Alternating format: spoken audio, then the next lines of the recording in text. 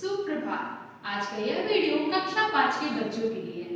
बच्चों, इस वीडियो के माध्यम से मैं आप सभी को हिंदी 2 के पाठ 12 पानी का घर पाठ का अध्ययन कराए। बच्चों, आप इस पाठ को अपनी हिंदी 2 की पुस्तक के पेज नंबर 94 में देख सकते हैं। पाठ 12 पानी का घर। बच्चों, इस पाठ के माध्यम से हम पानी के महत्व को समझेंगे कि प्रकृति कितनी खूबसूरत है। प्रकृति से हमें क्या क्या मिलता है। प्रकृति हमें स्वच्छ वायु देती है, उपजाऊ जमीन देती है जिसमें हम विभिन्न प्रकार की फसलें को खेती करते हैं, विभिन्न प्रकार की फसलें हम प्राप्त करते हैं। साथ ही साथ पानी, जिसके बिना जीवन असंभव है। बच्चों, पानी के बिना क्या जीवन की कल्पना हम कर सकते हैं? कभी सोच सकते हैं कि यदि धरती में पानी ना हो तो क्या यह जीवन रह जाएगा? नहीं। इसलिए बच्चों, जल को ही जीवन कहा गया है। कहा जाता है बच्चों कि जल ही जीवन है। यदि जल ना रहे तो यह जीवन असंभव हो जाएगा। साथ ही साथ उस जल से बच्चों हम दैनिक जीवन में अनेक आवश्यकताओं की पूर्ति करते हैं। जल हमें क्या क्या प्रयोग करते हैं? नहाने में, कपड़े धोने में, खाना पकाने में, बगीचे की सिंचाई करने में इत्यादि अनेक कार्यों के लिए जल की आवश्यकता होती है। तो बच्चों, इस पाठ के माध्यम से हम सीखेंगे किस प्रकार हमें जल का कम से कम उपयोग करना चाहिए। सीमित भागों से इसका प्रयोग करना चाहिए ताकि जल संरक्षित हो सके। जल आने वाले समय में उस जो जल का यदि हम सीमित प्रयोग करेंगे तो आने वाले समय में हम जल का प्रयोग कर सकते हैं। तो इसलिए बच्चों, इसलिए आसपास के जल स्रोत मतलब कुएं, तालाब, नहर इत्यादि को हमें साफ रखना चाहिए और साथ ही साथ अपने के साथ साथ दूसरों को भी जागरूक करना चाहिए ताकि लोग आसपास के तालाब या पोखर इत्यादि को स्वच्छ रख सके। इसलिए बच्चों, हमें अपने आसपास के जल स्रोतों के अलावा दूसरों को में भी जागरूकता फैलानी चाहिए। जल की महत्ता, उसके महत्व को बताना चाहिए। तो इस पाठ में बच्चों एक विनय नाम का लड़का है, साथ ही साथ प्रसाद जी उनके पिता का नाम है। तो विनय के माध्यम से इसमें जल की महत्ता, जल संरक्षण, जल के विभिन्न उपयोगों के बारे में बताया गया है। तो विनय नाम का एक लड़का था और उनके पिताजी थे प्रसाद जी। विनय कभी गांव नहीं घूमा था, वह पहली बार अपने गांव आया था। तो वह पिताजी से पूछता है कि विनय के पिताजी प्रसाद जी विनय से प्रश्न करते हैं कि विनय बताओ, तुम्हें गांव आकर कैसा लग रहा है? तब प्रसाद जी बोलते हैं कि तब विनय बोलता है कि कोई उत्तर नहीं देता है। फिर वह, क्योंकि बच्चों विनय जो है जमीन में बह रहे पानी को एक टक मतलब एकाग्रता से ध्यान पूर्वक देख रहा था, क्योंकि विनय कभी पहली बार ही गांव आया था, उसने गांव कभी देखा ही नहीं था। तो जमीन में बहते हुए पानी को वह एक टक ध्यान पूर्वक देखने लगा। वह पहली बार गांव आया था, इससे पहले उसने जमीन से इस तरह पानी निकलते कभी नहीं देखा था। तब उसके पिताजी प्रसाद जी पूछते हैं कि विनय, तुम क्या सोच रहे हो? तब विनय ने उत्तर दिया कि पिताजी, मैं सोच रहा था कि अगर हमारे पैरों के नीचे की जमीन एकाएक टूट जाए तो हम सीधे पानी में गिरेंगे।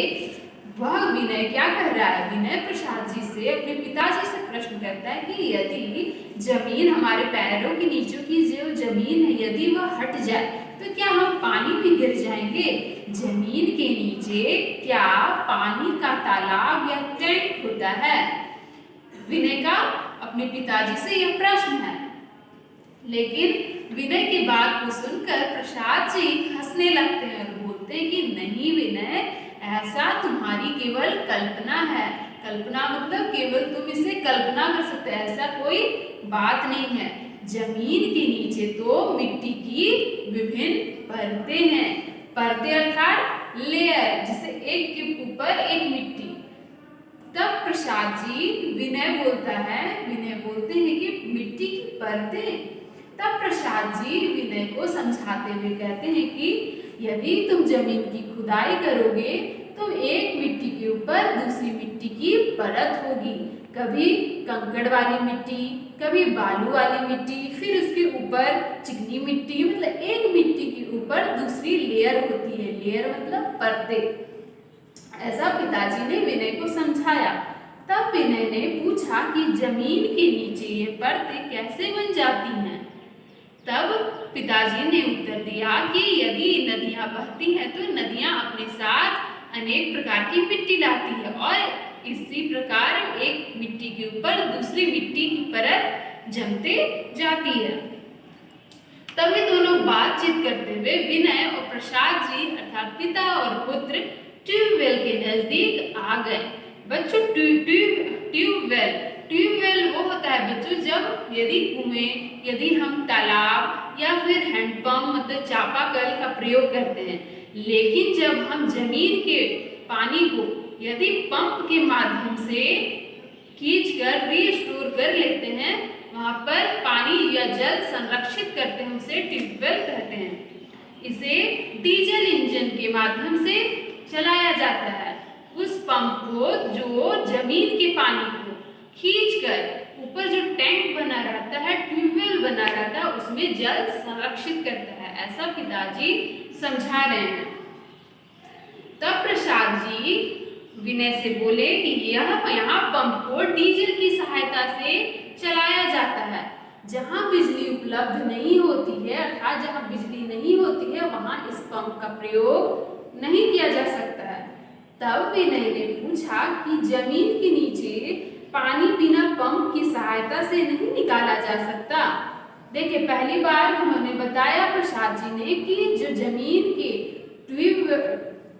के पानी को पंप की सहायता से खींचकर ऊपर एक टैंक में संरक्षित किया जाता है, उसे ट्यूबवेल कहते हैं। और उसी प्रकार दूसरी ओर तब विनय का प्रश्न है कि यदि पंप ना हो तो क्या जमीन से पानी नहीं निकाला जा सकता। तब पिताजी ने बताया कि यदि पंप ना हो तो हैंडपंप का प्रयोग करते हैं, कुएं का प्रयोग करते हैं उसे, ठीक है। फिर विनय गहरी सोच में डूब गया और विनय ने पूछा अपने पिताजी से अर्थात प्रसाद जी से कि महाभारत धारावाहिक में बच्चों आपने भी महाभारत धारावाहिक देखी होगी। तो विनय ने अपने पिताजी से पूछा कि पिताजी मैंने महाभारत धारावाहिक में देखा था कि अर्जुन तीर मारता है जमीन में और फुवारे, पानी के फुवारे निकल पड़ते हैं। तो प्रसाद जी हंस पड़ते हुए विनय की बात सुनकर और बोलते कि मुझे खुशी हुई कि तुमने यह प्रश्न किया, तुमने मेरी बात ध्यानपूर्वक सुनी। तो वह पिताजी विनय को बताते हैं कि टेलीविजन में दिखाई जाने वाली बातें काल्पनिक होती हैं, मतलब नकली होती हैं। वह असली या फिर वह काल्पनिक होती है जो केवल सपने वगैरह में देखी जा सकती है। फिर भी वह तब उनका ध्यान पाताल तोड़ कूप की ओर आकृष्ट हुआ। पाताल तोड़ कूप बच्चों, पाताल तोड़ कूप वह होता है जिसके माध्यम से हम जमीन के एक मिट्टी और दूसरी मिट्टी के परत के बीच जो पानी रहता है, यदि एक मिट्टी का लेयर है उसके बीच पानी जमा होता है और उसके पानी के ऊपर भी मिट्टी जमी होती है। बच्चों जब आप कुएं यदि खुदते हुए जब कुआं बनता हुआ आप देखे होंगे तो देखे होंगे कि जब कुआं हर जगह नहीं बनाया जा सकता है। पहले जहाँ पर जमीन एक परत के ऊपर दूसरी परत के बीच जहाँ पानी होती है वहीं कुएं का प्रयोग किया जा सकता है।